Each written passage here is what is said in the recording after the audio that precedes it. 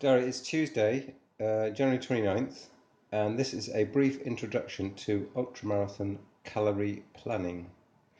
I'm going to make specific reference to the ultramarathon that we're about to attempt, which is perhaps slightly unusual in that it's a rather long ultramarathon of over 30 hours. But the principles apply, they just get worse over time.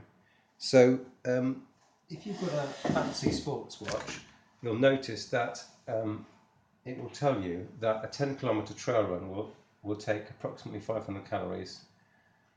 The unfortunate situation is that when you eat a bar, you only get about, well, my favourite bar, Clif Bar peanut flavour, is about 280 calories.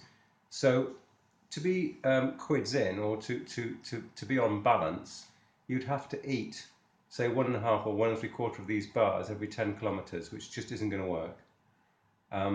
So what is the plan for an ultramarathon runner?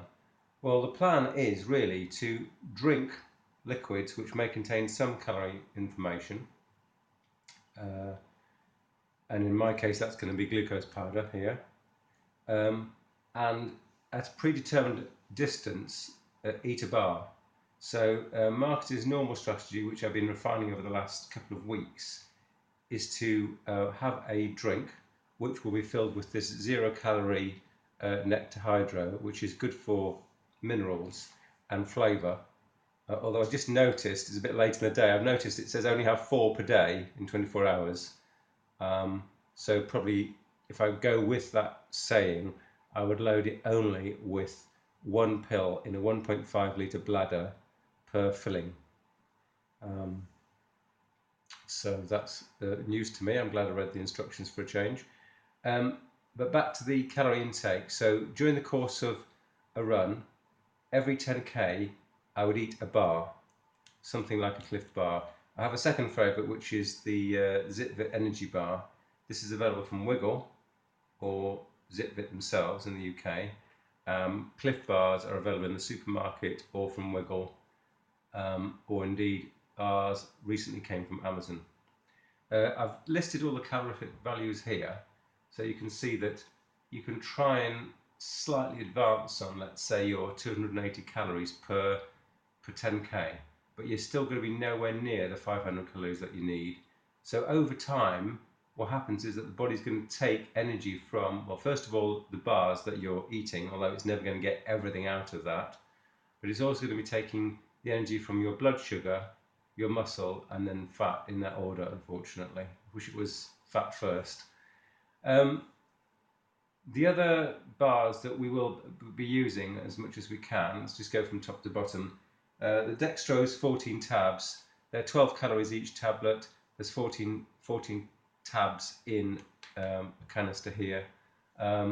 So, I mean, even if you put all of those into a drink, into a 1.5 litre bladder, it still wouldn't be enough, because a 1.5 litre bladder for Marcus will last 60 kilometres. So that would last, I only put 2 or 3 of these in. If I put the whole pack of 14 of them in, it still wouldn't be enough. But nevertheless, it makes a small input, and it makes to me, it improves the taste of the water. The Clif peanut bar or equivalent is going to be my every 10k food source. The ZipVit Energy Bar, you can see, is slightly less calories. We don't have many, but we do have some SIS electrolytes from a previous order or two. At the start of the race, you can load the bladder with one of these, so there's 146 calories in there, but that's really a one-off situation.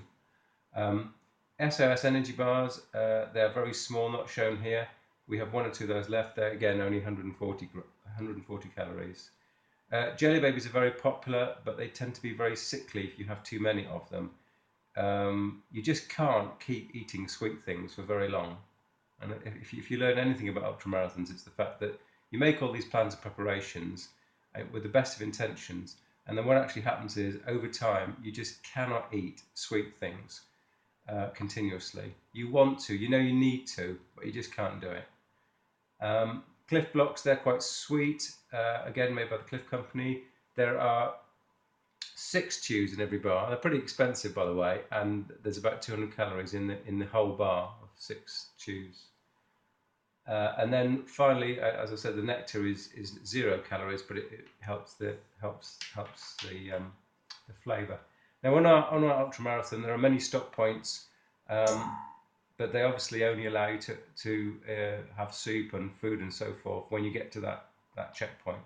There are only really 5 checkpoints in 160 kilometers, so you can't really rely on those on the food that's solely available from there. So you have to carry your own food, and furthermore, we're self-supporting, so we have to carry our own food. We don't have anyone who's going to pop up in the middle of the course with some food for us which we can eat. So we're very conscious of the fact that we've only got a certain weight carrying capacity, and these types of foods will form the bulk of what we're able to take with us. Okay, thanks for watching, and please do try and follow us on the course. Thank you. Bye.